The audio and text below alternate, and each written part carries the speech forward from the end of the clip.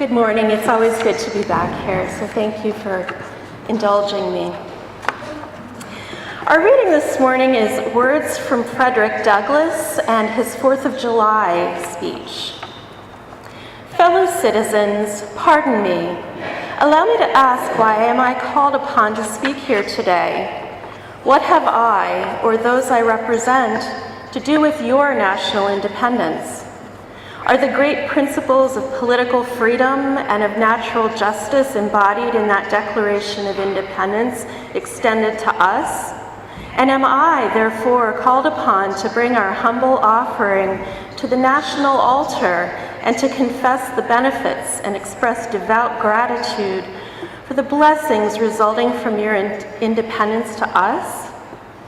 Would to God, both for your sakes and ours, that an affirmative answer could be truthfully returned to these questions.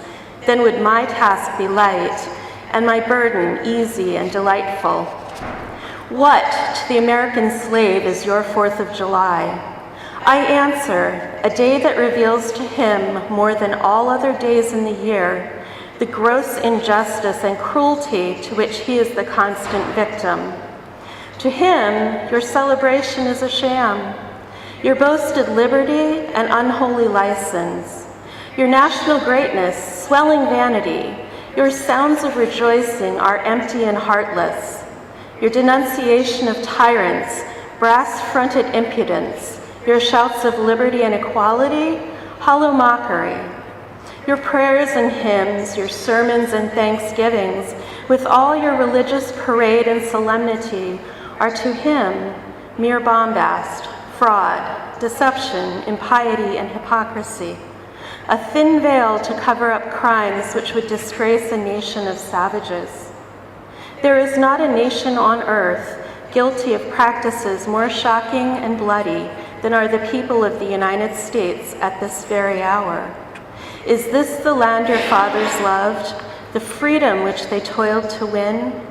Is this the earth whereon they moved? Are these the graves they slumber in? Again, those are the words of Frederick Douglass.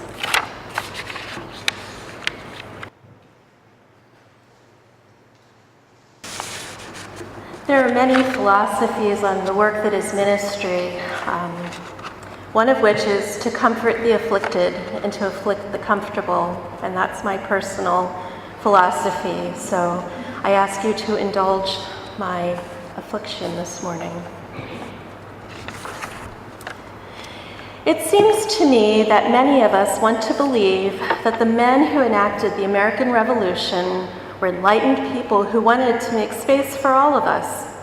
If we can remember them as great people, we too might be remembered as great people.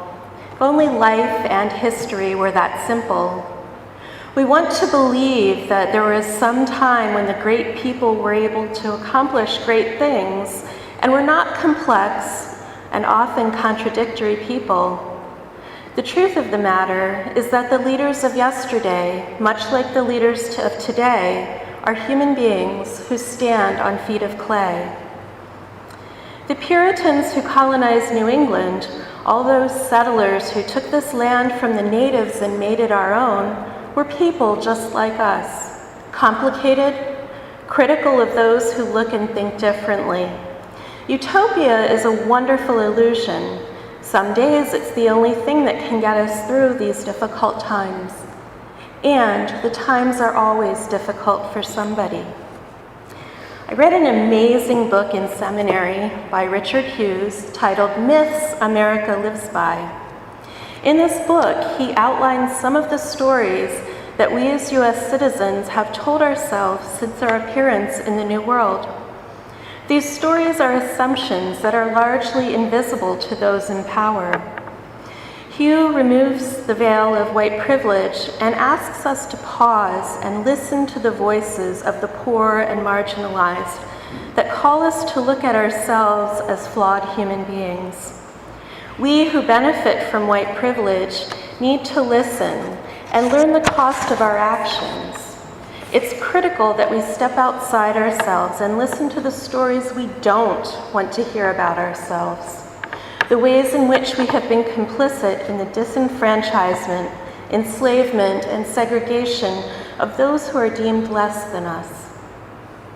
Hughes defines a national myth as the means by which we affirm the meaning of the United States. And then specifically, the American myth is a story that speaks of meaning and purpose, and for that reason, it speaks truth to those who take it seriously. We've all heard bits and pieces of this myth from the time we were little. Quintessential image that comes to me is the Peanuts Thanksgiving special. All the Peanuts are on the Mayflower and they get together and they come over, and some of them get a little bit seasick, and then they come the rest of the way and they meet the Indians, and then they all sit down for this happy-go-lucky little Thanksgiving meal. Nice, neat, clean, sanitized. One that we can tell around the picnic table as we toast our beloved country with fresh lemonade. The thing is, I don't want to hear the easy version. I want to know what the women, the slaves, the indigenous, the Jews, and the Muslims who were here in the very beginning want to say. I want to understand what Frederick Douglass meant when he asked, "What to the American slave is your 4th of July?" So I turn to Myths America Lives By. The first myth is that Americans, by which we mean only the legal residents of the United States, are the chosen people. Yep. Puritans read themselves right into the narrative of the Hebrew Scriptures. The early settlers viewed themselves as the Israelites enslaved by Pharaoh, starring the King of England as Pharaoh. Columbus appears as Moses, and the New World is the Promised Land. Of course, being the chosen also means that there is a divine mandate from God to defeat the inhabitants of the New World and claim this promised land as our own. I find it really intriguing that the white settlers read themselves as persecuted at the same time as they were persecuting the black slaves and the indigenous people. While the Christians were living in this promised land, the slaves were wandering in the desert for far more than 40 years. And I want to know what gave the early settlers, the very elite of our nation, the vast majority of whom make and enforce the rules, what gave them the right to claim the role of persecuted? Those are the questions I want to ask. Then again, I have to remember that Europe had just survived the Protestant Reformation, and for many years, which denomination of Christianity meant whether you lived or died, and who was in power. It's kind of one of those ages-old dilemma that I think we've all faced. We suffer in our own ways, but whose suffering is more important? Whose suffering is more severe? White privilege and the inability of the majority to even see the problems of the minority has always been a problem. Hence, the myth that Americans are the chosen people. The second myth is that the rights of humankind are the way they were meant to be. In other words, the status quo is the way things are supposed to be. Those who are in power do not see the need to change because their lives are as they want them to be. Hughes observes of the natives, the slaves, the women, the Jews, and Muslims that their protests, however, were seldom heard in the larger culture. As a result, these myths stood virtually unchallenged from the Revolution to the 1960s, when under the assaults of a massive countercultural and multicultural revolution, they finally began to unravel. Jefferson proposes a vision of this idea through the lens of white privilege in the Declaration of Independence, those parts that happen after the nice intro that we all know. Mankind are more disposed to suffer while evils are sufferable than to right themselves by abolishing the forms to which they are accustomed. Those in power need to make a concerted effort to create space for the voices of the marginalized. We should not presume to speak for them, but help to make a space in which they are heard. Truly amazing and stunning example of this, at least to my mind, the best I've found, happened at the 1973 Academy Awards. Some of you might remember this. Marlon Brando was nominated for and won the Best Actor Oscar for The Godfather. When his name was announced, Sacheen Littlefeather took the stage and read from a letter. Marlon Brando has asked me to tell you that he must, very regretfully, cannot accept this very generous award. And the reason for this being are the treatment of American Indians today by the film industry and on television in movie reruns. Marlon Brando said, no, there's something more important that you need to hear. And in case you want to see the reality, it's on YouTube, as is a 15-minute interview with Marlon Brando about why it was so important to him that Ms. Littlefeather was allowed to speak. The third myth is that the United States is a Christian nation. According to Hughes, even though the founders resisted the creation of an explicitly Christian nation, the deism that they espoused is inexplicable apart from biblical faith. Slowly, one indisputable fact became clear even to the most resolute defender of Christian orthodoxy. America would not be a Christian nation, at least not in legal terms. The fourth myth is that the United States will usher in a new era of government. In the words of the Declaration, we must therefore acquiesce in the necessity which denounces our separation and hold them, as we hold the rest of mankind, enemies in war, in peace, friends. It occurs to me that I've never heard peace talked about as if it was an inevitable. War and conflict are always right around the corner. Standing armies and navies prepare for the next battle. I wonder if peace could prevail if we believed in it and spoke of it in the same way that we speak of war. I have to say that phrase, enemies in war, in peace, friends, kind of made me think of Tolkien. And that scene in The Fellowship of the Ring, where they're standing in front of these huge gates into Moria, beautiful writing on it, trying to figure out how to open it. Speak, friend, and enter. So Frodo, Pippin's throwing stones in the water because he's always got to cause trouble. The music is dark and foreboding because you know something bad's about to happen. And then Frodo asks, what's the Elvish word for friend? Of course, it was a riddle. Gandalf says this and the door's open.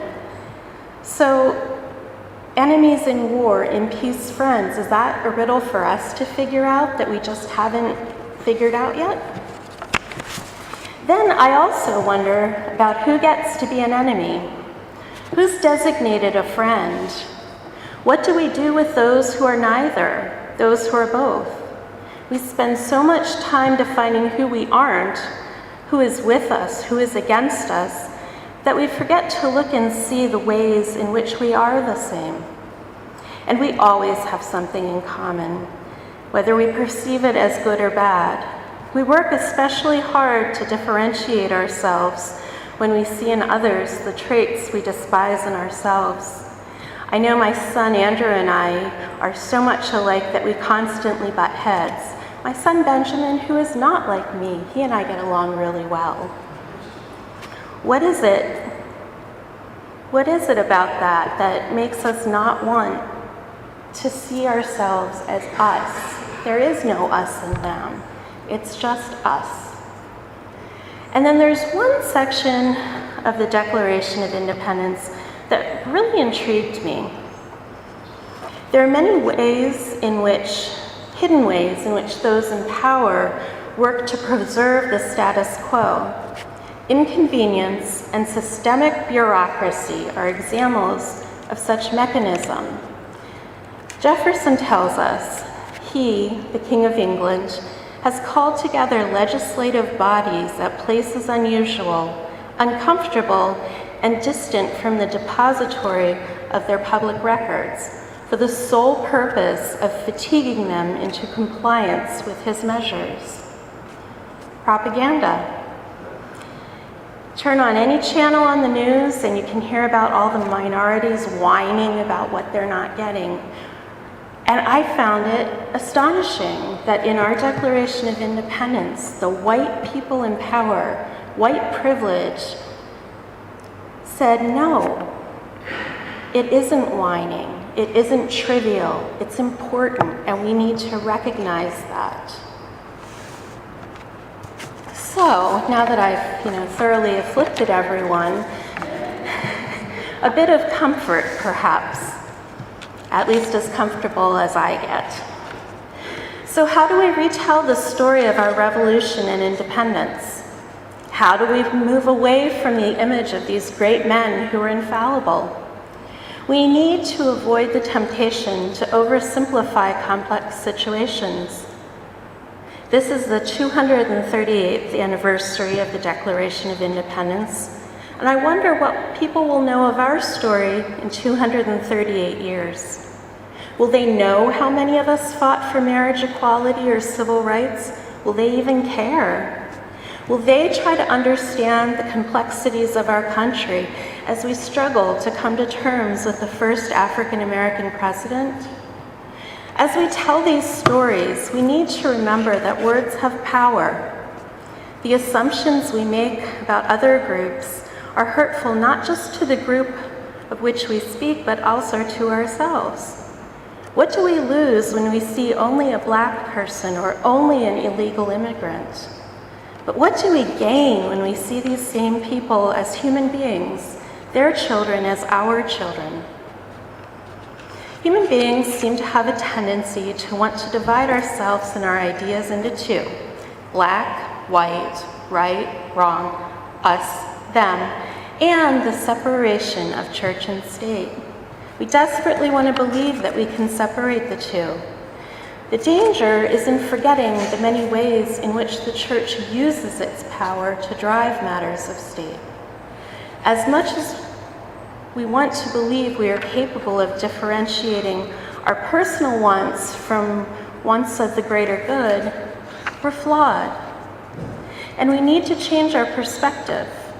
How does my story, told from the perspective of an inner city high school graduate, differ from yours? How does my inner city background color my experience and time at a small private liberal arts women's college? What assumptions do you make about me when I stand here before you? How does your story help me to grow? What lessons can I learn if I listen to hear your story? And of course, all of this brings us back to where we started. Myths are the stories we hear that tell us truth according to those in power. Because so many of us live with white privilege, many of these myths are invisible to us. It is important that we learn to listen to the voices of the others. Only then can we begin to live into the beautiful words of Thomas Jefferson. We hold these truths to be self-evident, that all are created equal, that they are endowed by their Creator with certain unalienable rights, that among these are life, liberty, and the pursuit of happiness. Shalom and blessed be.